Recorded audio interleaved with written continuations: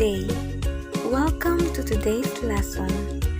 I am Princess C. Lucas and I'll be presenting the subject of art and its types.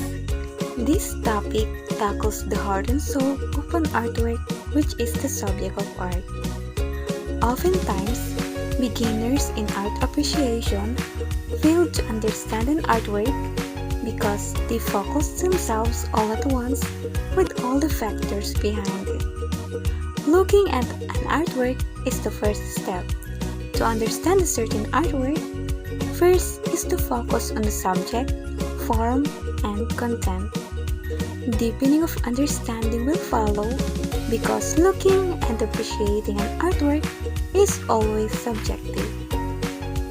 Now, let's define the subject of art. Subject of art is usually anything that is represented in the artwork. It may be a person, object, scene, or event. In general, a subject may be thought of as the what in a piece of art. There are two types of subject. First is the representational art, and second is the non-representational art. Representational or objective arts are artworks that depict something that can easily be recognized, which is real and part of this world. Even events or history that will represent as subjects should be happening in the real world. The following are representational art. The first one is the painting. These illustrations of paintings represent the ocean, the mountain, as well as the plants and animals. Another is the sculpture. This example of a sculpture is the Statue of Liberty located on Liberty Island in Upper New York Bay. This statue is a personification of liberty in the form of a woman. Also, we have these graphic arts that depict a woman and a certain animal. Next is the literature. This literature by Francisco Balagtas, entitled Florante and Laura, symbolizes the love story of Florante as the suffering lover and Laura as the beautiful beloved, and their love is impeded by powerful forces. Moreover, we also have the theater arts. In these traditional theater performances, persons portray their particular roles along with singing and dancing.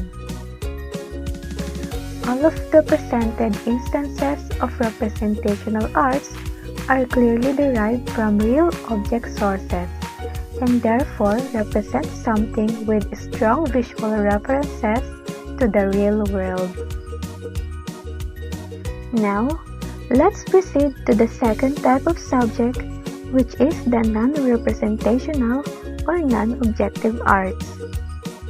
These artworks have no resemblance to any real subject or objects or anything from nature. It does not represent anything in this world.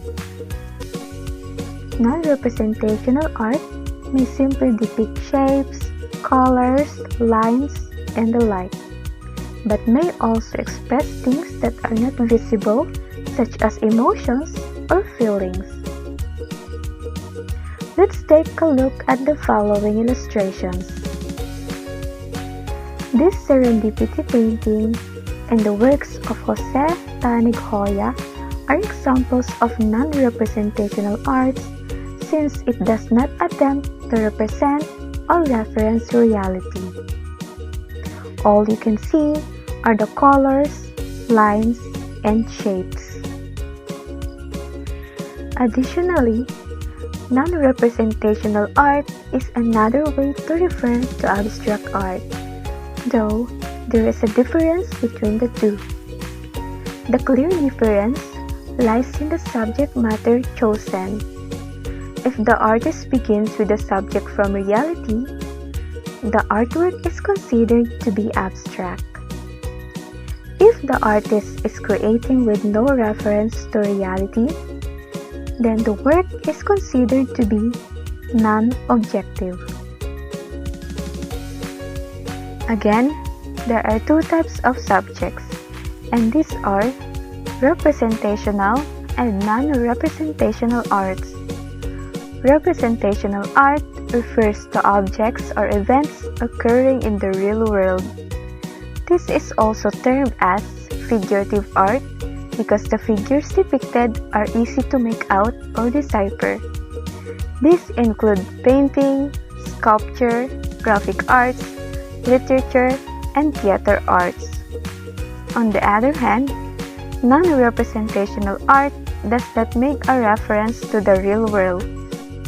It seems to resemble nothing, not a person, not a place, not an animal, and not a thing. It has no subject, and meaning is only derived from the artist's intent and viewer's interpretation. It simply depicts shapes, colors, lines, and the like. I think that would be all for today. Thank you and God bless.